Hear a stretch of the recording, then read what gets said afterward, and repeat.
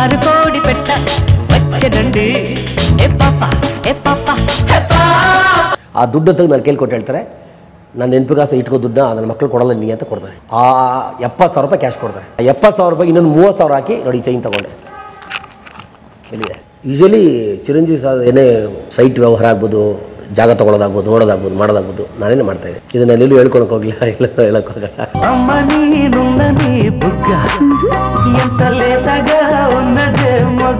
Pavan Kalyan 14 cinema act ಮಾಡಿದೆ.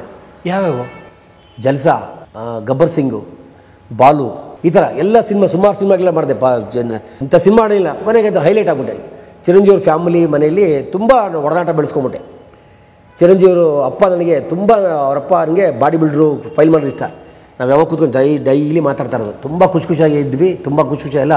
ಅವ್ರ family ಎಲ್ಲ ನನಗೆ ಒಂಥರ, ನಾನು ಅವ್ರ ಮಗ ಆಗ್ಬಿಟ್ಟೆ. ಅವರೇ ನನಗೆ ಅಪಾರ್ಟ್ಮೆಂಟ್ ಕೂಡ ಕೊಟ್ಟಿದ್ದರು. ಚಿರಂಜೀವಿ ಫ್ಯಾಮಿಲಿ ನನಗೆ ಡಬಲ್ ಬೆಡ್ರೂಮ್ ಅಪಾರ್ಟ್ಮೆಂಟ್ ಕೊಟ್ಟು 10 ವರ್ಷ ಅದೇ ಅಪಾರ್ಟ್ಮೆಂಟಲ್ಲಿದ್ದೆ. ನಾಗೇಂದ್ರ ಬಾಬು ನನಗೆ ಫ್ರೀಯಾಗಿ ಕೊಟ್ಟಿದ್ದರು. ಅವ್ರ ಜೊತೆ ಎಕ್ಸರ್ಸೈಸ್ ಮಾಡ್ಕೊಂಡು ಅವ್ರ ಮನೆ ಓಡಾಡ್ಕೊಂಡು ತಿನ್ಕೊಂಡು ಎಲ್ಲ ಅಲ್ಲೇ ಇದೆ. ಒಂದು ದಿವಸ ಏನಾಗುತ್ತೆ, ಚಿರಂಜೀವರಪ್ಪ ತುಂಬ ಬೆಡ್ ರಿಡನ್ ಆಗ್ತಾರೆ. ನನಗೆ ಅವ್ರ ಕಂಡು ತುಂಬ ಇಷ್ಟ. ನನಗೆ ಅವ್ರ ಬಿರಿಯಾನಿ ಮಾಡಿದ ತಕ್ಷಣ ನನಗೆ ಫಸ್ಟ್ ಕೊಡೋದು. ಮಕ್ಳಿಗೆ ಯಾರಿಗೂ ಕೊಡ್ತಾರೆ, ನನಗೆ ಕೊಡೋರು ಬಿರಿಯಾನಿ ಫಸ್ಟ್ ಅವರಮ್ಮ. ಸೊ ಚಿರಂಜೀವರಪ್ಪ ಏನು ಮಾಡ್ತಾರೆ, ನನ್ನ ಕರೆಸ್ಬಿಟ್ಟು ಕೂರಿಸ್ಬಿಟ್ಟು ಮಾತಾಡ್ತಾ ಇರ್ತಾರೆ. ಅವಾಗ 3 ಜನ ಮಕ್ಕಳು ಅಲ್ಲೇ ಓಡಾಡ್ತಾ ಇರ್ತಾರೆ. ಪವನ್ ಕಲ್ಯಾಣ್ ಅವರು ಇರ್ತಾರೆ, ಚಿರಂಜೀವಿ ಸರ್ ಇರ್ತಾರೆ, ನಾಗೇಂದ್ರ ಬಾಬು ಇರ್ತಾರೆ, ಎಲ್ಲ ಓಡಾಡ್ತಾ ಇರ್ತಾರೆ. 3 ಜನ ಅಂತಂದಿರು. ಹೌದು, ಆ ಥರ ನನ್ನನ್ನು ಅವರಪ್ಪ ಕೂರಿಸ್ಬಿಟ್ಟು ಹೇಳ್ತಾರೆ, ಈ 3 ಜನನೂ ಬೈತಾರೆ. 3 ಜನಕ್ಕೆ ಈ 3 ಜನ ನಿನಗೇನು ಹೆಲ್ಪ್ ಮಾಡ್ತಾಯಿಲ್ಲ ಅವರು ಅಂತ ಮಕ್ಕಳಿಂದ ಬಾಯಿ ಬಂದಂಗೆ ಬೈತಾರೆ. ಅವ್ರು 3 ಜನ ಅವ್ರು ನನ್ನ ಬೈತಾರೆ. ಬೈಬಿಟ್ಟು ಏನು ಮಾಡ್ತಾರೆ ಅಂದರೆ ದಿಂಬು ತೆಗಿತಾರೆ. ಅವ್ರ ಕೆಳಗಡೆ ದುಡ್ಡು ಇಟ್ಟಿರ್ತಾರೆ. ಅವ್ರಿಗೆ ಪೆನ್ಷನ್ ಬರ್ತದೆ. ಅವ್ರು ಗೌರ್ಮೆಂಟ್ ಎಂಪ್ಲಾಯ್ನಾ? ಎಸ್, ಅವರಪ್ಪ ರೈಲ್ವೇಸ್ ಇನ್ಸ್ಪೆಕ್ಟರ್ ಆಗಿರ್ತಾರೆ, RPF. ಆ ದುಡ್ಡು ತೆಗೆದು ನಾನು ಕೇಳ್ಕೊಟ್ಟು ಹೇಳ್ತಾರೆ, ನನ್ನ ನೆನಪಿಗಾಸ ಇಟ್ಕೋ ದುಡ್ಡನ್ನ ನನ್ನ ಮಕ್ಕಳು ಕೊಡಲ್ಲ ನಿನಗೆ ಅಂತ ಕೊಡ್ತಾರೆ. ಆ 70,000 ರೂಪಾಯಿ ಕ್ಯಾಶ್ ಕೊಡ್ತಾರೆ. ಆ 70,000 ರೂಪಾಯಿ ಇನ್ನೊಂದು 30,000 ಹಾಕಿ ನೋಡಿ ಚೈನ್ ತೊಗೊಂಡೆ. ಎಲ್ಲಿದೆ? ವಾವ್! ಇದನ್ನು ಚಿರಂಜೀವರಪ್ಪ ನನಗೆ ಕೊಟ್ಟಂಥ ಗಿಫ್ಟ್ ಇದು. ಇದನ್ನು ಅವ್ರು ಮರೆತು ನಾನು ಮರೆಯಲ್ಲ. ಇದನ್ನು ಅವ್ರು ಕೊಟ್ಟಂಥ ಗಿಫ್ಟ್ ದುಡ್ಡು ಹಾಕಿ ಮಾಡೋದು. ಇದನ್ನು ನಾಗೇಂದ್ರ ಬಾಬುಗೆಲ್ಲ ಗೊತ್ತು. ಅವರಪ್ಪ ಯಾರಿಗೂ ಕೊಡಲ್ಲ ದುಡ್ಡು, ಅದು ನನಗೆ ಕೊಟ್ಟಿದ್ದಾರೆ. ನಾನು ಆಂಜನೇಯ ಭಕ್ತ ಅಂದ್ಬಿಟ್ಟು ನನಗೆ ಕೊಟ್ಟಿದ್ದಾರೆ. ಅದು ಅವ್ರ ಪೆನ್ಷನ್ ದುಡ್ಡಲ್ಲಿ ಕೊಟ್ಟಿದ್ದಾರೆ. ಇದನ್ನು ನಾನು ಎಷ್ಟು ಖುಷಿಯಾಗಿ ಹೇಳ್ಕೊತೀನಿ ಅಂದರೆ, ಎಷ್ಟು ಜನ್ಮ ಹೇಳ್ಕೊತಾರೆ ಭಗವಂತನಿಗೆ. ನಾನು ಹೇಳೋದಂದರೆ ಮೆಗಾಸ್ಟಾರ್ ಫ್ಯಾಮಿಲಿಗೆ, ಪವನ್ ಕಲ್ಯಾಣ್ಗಾಗ್ಬೋದು, ಚಿರಂಜೀವ್ರಿಗಾಗ್ಬೋದು, ಅವ್ರ ಮಕ್ಳಿಗಾಗ್ಬೋದು, ಅವ್ರ ವಂಶಕ್ಕೆ ಯಾರು ಬೇಕಾರಾಗ್ಬೋದು, ತಾಯಿ ಚಾಮುಂಡೇಶ್ವರಿ ಆಯುಷು, ಆರೋಗ್ಯ, ಸುಖ, ಶಾಂತಿ, ನೆಮ್ಮದಿ ಕೊಡಲಿ ನಾನು ಇಲ್ಲಿಂದಲೇ ಪ್ರಾರ್ಥನೆ ಮಾಡ್ತೀನಿ. ಇವತ್ತು ಬಾದ್ ಕರೀತಾರೆ, ಬಟ್ ನನಗಿಲ್ಲಿ ತುಂಬ ಕರ್ನಾಟಕದಲ್ಲಿ ಎಲ್ಲ ಸೆಟಪ್ ಆಗಿಬಿಡಿದೆ ನನಗೆ. ಹಂಗಿರೋದ್ರಿಂದ ನಾನು ಹೋಗೋಕ್ಕಾಗ್ತಾರೆ. ಡೈಲಿ ಫೋನಲ್ಲಿ ಮಾತಾಡ್ಕೋತೀವಿ. ಆದರೆ ಈಗಲೂ ನೀವು ತೆಲುಗಿಗೆ ಹೋದರೆ ಒಳ್ಳೆ ಹವಾ ಇದೆ, ನಿಮಗೆ ಡಿಮ್ಯಾಂಡ್ ಇದೆ. ಇವಾಗಲಿದೆ. ಅಷ್ಟು ಖುಷಿ, ಅಷ್ಟು ಹೆಸರು ಮಾಡಿದ್ದೀನಿ ಅಲ್ಲಿ ಕೂಡ. ಬಟ್ ಇಲ್ಲಿ ಕರ್ನಾಟಕದಲ್ಲಿ ನನ್ನ ಮಗಳು, ನನ್ನ ಹೆಂಡತಿ, ನನ್ನ ಜನ, ನನ್ನ ಭಾಷೆ ಎಲ್ಲ ಒಂದು ಇದು ಬಿಟ್ಟು ಹೋಗೋಕ್ಕಾಗದಿರೋದ್ರಿಂದ ಇಲ್ಲೇ ಒಂದು ಹೆಲ್ತ್ ಕ್ಲಬ್ ಇದೆ. ಸೊ ಸಾಕು ನನಗೆ ಅಂದ್ಬಿಟ್ಟು ಇಲ್ಲೇ ಇದ್ದೀನಿ. ಡೈಲಿ ಫೋನಲ್ಲಿ ಮಾತಾಡ್ಕೋತಾ ಇರ್ತೀವಿ. ಚಿರಂಜೀವಿ ಹತ್ರ ಡೈರೆಕ್ಟಾಗಿ ಮಾತಾಡಿದ್ದೀರಾ? ಮಾತಾಡ್ತೀವಿ, ಖಂಡಿತ. ಎಲ್ಲರಿಗೂ ಗೊತ್ತು. ಅವ್ರು ಇಡೀ ಎಂಟೈರ್ ಫ್ಯಾಮಿಲಿಗೂ ಗೊತ್ತಾನೆ ಯಾರು ಅಂತ. ಎಲ್ಲರೂ, ಅವ್ರ ಅಕ್ಕನ ಮಕ್ಕಳಿಗೆ, ಇವ್ರು ಎಲ್ಲರಿಗೂ ಗೊತ್ತು. ಯೂಶಲಿ ಚಿರಂಜೀವಿ ಸರ್ ಏನೇ ಒಂದು ಇಲ್ಲಿ ಸೈಟ್ ವ್ಯವಹಾರ ಆಗ್ಬೋದು, ಜಾಗ ತೊಗೊಳೋದಾಗ್ಬೋದು, ನೋಡೋದಾಗ್ಬೋದು, ಮಾಡೋದಾಗ್ಬೋದು ನಾನೇನೇ ಮಾಡ್ತಾಯಿದ್ದೆ. ಇದನ್ನ ಎಲ್ಲೂ ಹೇಳ್ಕೊಳಕ್ಕೆ ಹೋಗಲಿಲ್ಲ, ಇಲ್ಲ ಹೇಳೋಕ್ಕೋಗಲ್ಲ.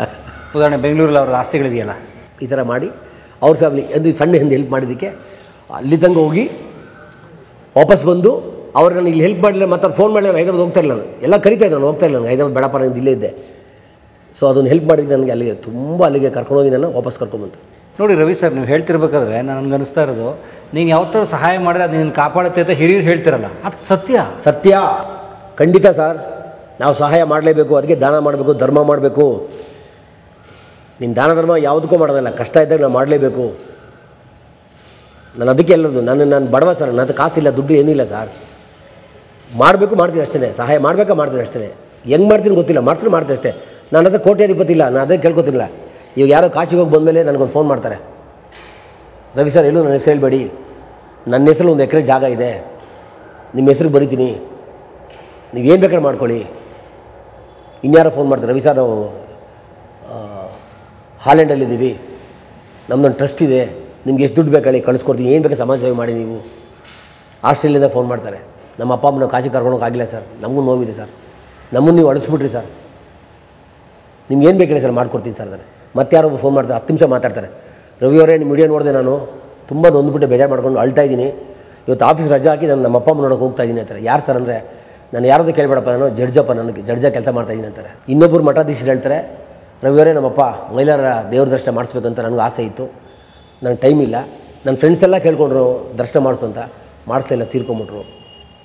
ಕೊನೆ ಆಸೆಗೆ ನಾವು ನೆರವೇರ್ಸೋಕ್ಕಾಗ್ತಾಯಿಲ್ಲ ಅಂತ ಎಲ್ರಿಗೂ ಒಂದು ನೋವಿದೆಯಲ್ಲ ಸರ್, ಅದನ್ನು ಆ ನೋವು ತಡ್ಕೊಳ್ಳೋದು ನನಗೆಲ್ಲ ಫೋನ್ ಮಾಡ್ತಾರೆ. ಅಂದರೆ ಜನಕ್ಕೆ ಏನು ಗೊತ್ತಾ ಸರ್, ಎಲ್ರಿಗೂ ನಾನೊಬ್ಬನೇ ಅಲ್ಲ ಸರ್, ಪ್ರತಿಯೊಬ್ಬರು ನಾಡಿನ ಜನತೆಗೆ ಎಲ್ರಿಗೂ ಸಹಾಯ ಮಾಡಬೇಕು ಅಂತ ಆಸೆ ಇರ್ತದೆ, ದಾನ ಮಾಡಬೇಕು ಅಂತ ಆಸೆ ಇರ್ತದೆ, ಹಿರಿಯರನ್ನ ಗೌರವಿಸ್ಬೇಕು ಅಂತ ಆಸೆ ಇರ್ತದೆ, ದೊಡ್ಡವ್ರ ಜೊತೆ ಸೇರ್ಕೊಬೋದು ಆಸೆ ಇರ್ತದೆ. ಆದರೆ ಸಮಯದ ಅಭಾವ, ಸಮಯ ಇರಲ್ಲ, ಕೆಲಸದ ಒತ್ತಡ, ಆಮೇಲೆ ಅವರು ಸ್ನೇಹ ಸೇರೋದು, ಕೂತ್ಕೊಳ್ಳೋದು, ಹೋಗೋದು, ಈ ಸಂಘ ಇದೆಯಲ್ಲ ಸರ್, ಇದರಿಂದ ಅವರೆಲ್ಲ ವಂಚಿತರಾಗ್ತಾರೆ. ರವಿ ಒಬ್ಬನೇ ದಾನ ಧರ್ಮ ಮಾಡೋಕ್ಕಿರೋದಲ್ಲ. ನಾನೇನು ಹೇಳಿದ್ರೆ ಸರ್, ನಾನೇನು ಕೋಟ್ಯಾಧಿಪತಿ ಅಲ್ಲ, ನಾನು ಏನೂ ಇಲ್ಲ, ಝೀರೋ. ತಿಂಗಳಾದರೆ ಸಂಬಳ ಕಾಯ್ಕೊಂಡಿದ್ದೀನಿ, ಮನೆಗೆ ಏನು ತರಬೇಕು, ಎಷ್ಟು ಇಂಟಿಗೆ ಎಷ್ಟು ಕೊಡಬೇಕು, ಮಕ್ಳಿಗೆ ಎಷ್ಟು ಕೊಡಬೇಕು ಅಂತ. ಸೊ ಅಂಥದ್ರಲ್ಲಿ ಇರೋದೇ ನಾನು ಮಾಡ್ತಾಯಿದ್ದೀನಿ. ಹೇಳಿದಲ್ಲ ಸರ್, ಇಡೀ ಸಮಾಜನೇ ದಾನ ಧರ್ಮಕ್ಕೆ ನಮ್ಮ ಮಹಾಭಾರತ ಅದು ಹೇಳೋದು ಅರ್ಥ ಆಯ್ತು ಸರ್. ನಮ್ಮ ಹಿರೀಕರು ಅದನ್ನು ಹೇಳಿರೋದು, ದಾನಕ್ಕಿಂತ ದೊಡ್ಡದಿಲ್ಲ, ದಾನ ಮಾಡಿ ಕೆಟ್ಟವರಿಲ್ಲ.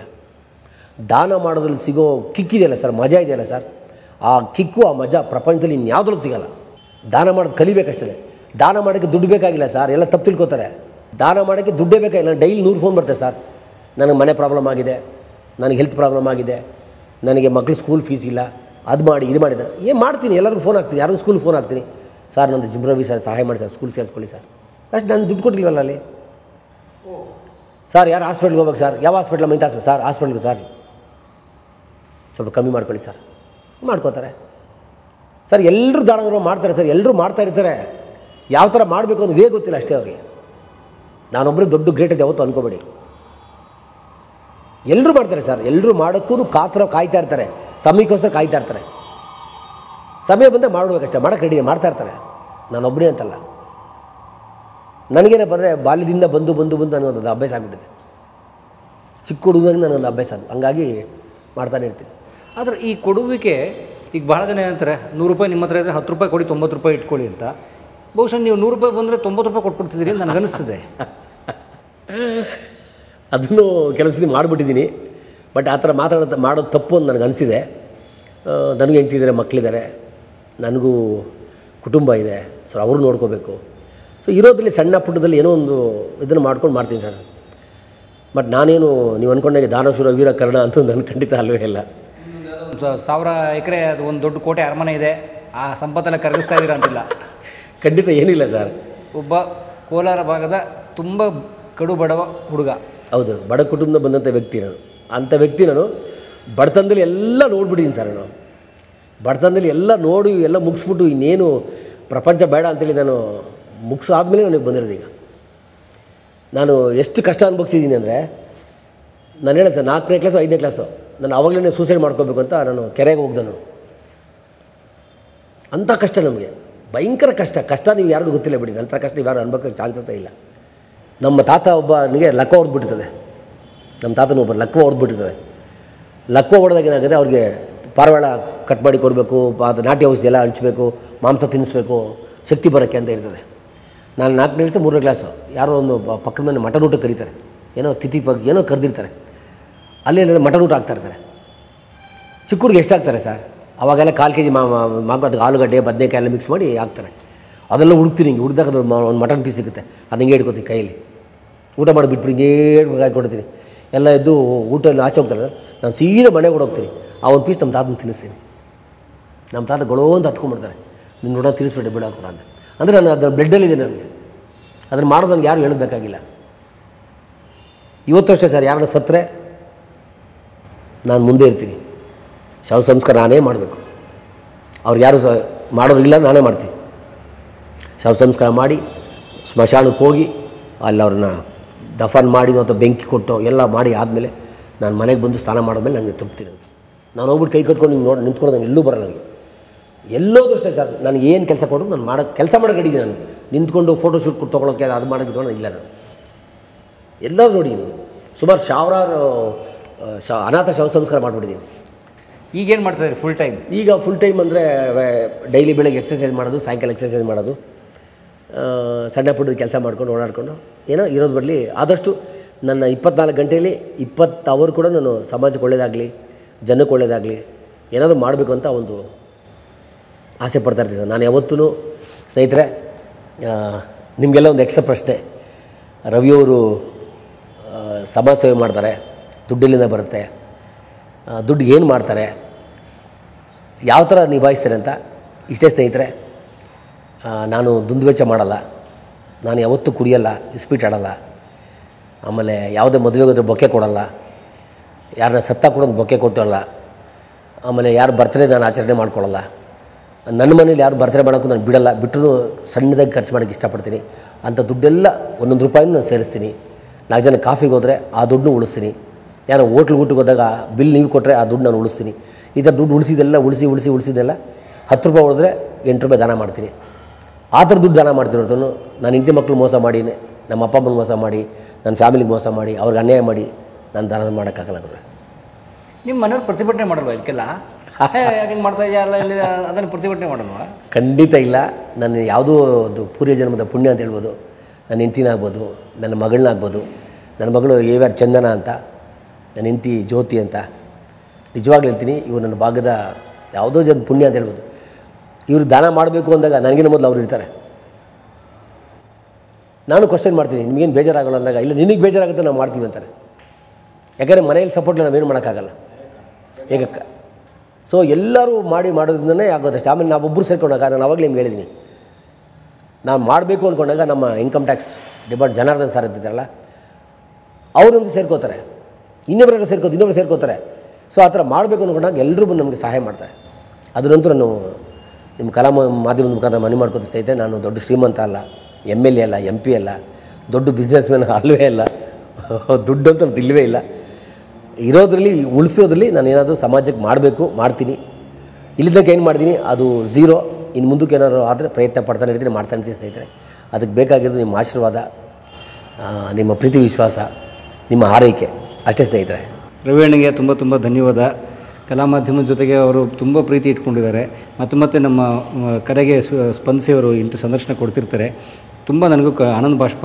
ನೋಡಿ, ಅವ್ರ ತಂದೆ ಆಸೆಯನ್ನು ನಾನು ಪೂರೈಸಲಿಕ್ಕೆ ಆಗಲಿಲ್ಲ ಅಂತ ಹೇಳಿ 14 ವರ್ಷಗಳು ಸತತ ತಪಸ್ಸು ಮಾಡಿ, 14 ವರ್ಷ ಅಂದರೆ ಅದು ನಮ್ಮಲ್ಲಿ ವನವಾಸ ಟೈಮು ಅಂತ ಕರೀತಾರೆ. 14 ವರ್ಷ ಅವರು ಯಾರ ಹತ್ರನೂ ಬೇಡದೆ ತಮ್ಮ ತ್ಯಾಗಗಳನ್ನು, ತಮ್ಮ ಜೀವನದ ಎಷ್ಟೋ ತ್ಯಾಗಗಳನ್ನು ಮಾಡಿ ದುಡ್ಡು ಕೊಡೋಕ್ಕೆ, ಅದರಿಂದ 100ಕ್ಕೂ ಹೆಚ್ಚು ಜನರನ್ನು, ಅವರು ಫ್ಲೈಟಲ್ಲಿ ಹೋಗ್ತಿದ್ರು ಇಲ್ವೋ, ಆದರೆ ಇವರು ಅವ್ರನ್ನ ಅಷ್ಟು ಜನರನ್ನು ಕರ್ಕೊಂಡು ಹೋಗಿ ಕಾಶಿನಲ್ಲಿ ಸಂಪೂರ್ಣ ದರ್ಶನ ಮಾಡಿಸಿ, ಕಾಶಿ ಅಯೋಧ್ಯೆ ಎಲ್ಲ ಕಡೆಯಿಂದ ದರ್ಶನ ಮಾಡಿಸಿ, ಉತ್ತರ ಭಾರತದ ತೀರ್ಥಕ್ಷೇತ್ರಗಳ ಪ್ರವಾಸ ಮಾಡಿಸಿದ್ದಾರೆ. ನಿಜಕ್ಕೂ ನೀವು ಕನ್ನಡದ ಹೆಮ್ಮೆಯ ಮಗ. ಹಂಗಂತ ಅಂದ್ಕೊಬೇಡಿ ಸರ್, ಸುಮಾರು ಜನ ಇದ್ದಾರೆ. ಇಡೀ ರಾಜ್ಯ ಜನತೆ ಎಲ್ಲರೂ ಆಶೀರ್ವಾದ ನನ್ನ ಮಿಡಲಿ ಅಂತ ಕೇಳ್ಕೊತೀನಿ. ಇನ್ನೂ ಹೆಚ್ಚಾಗಿ ಸಮಾಜ ಸೇವೆ ಮಾಡೋಕ್ಕೆ ನಿಮ್ಮೆಲ್ಲರ ಆಶೀರ್ವಾದ ನನ್ನ ಮಿಡಲಿ ಸ್ನೇಹಿತರೆ. ಥ್ಯಾಂಕ್ ಯು ರವಿಯಣ್ಣಂಗೆ ಅನಂತ ಧನ್ಯವಾದ.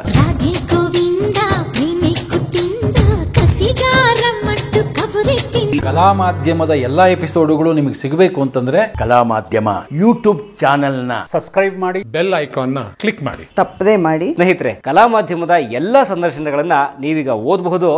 www.kalamadhyama.com ಈ ವೆಬ್ಸೈಟ್ಗೆ ವಿಸಿಟ್ ಮಾಡಿ ಇಂಟರ್ವ್ಯೂಗಳನ್ನು ಓದಿ. ಓದುವ ಸಂಸ್ಕೃತಿ ಹೆಚ್ಚಾಗಲಿ. ಧನ್ಯವಾದ.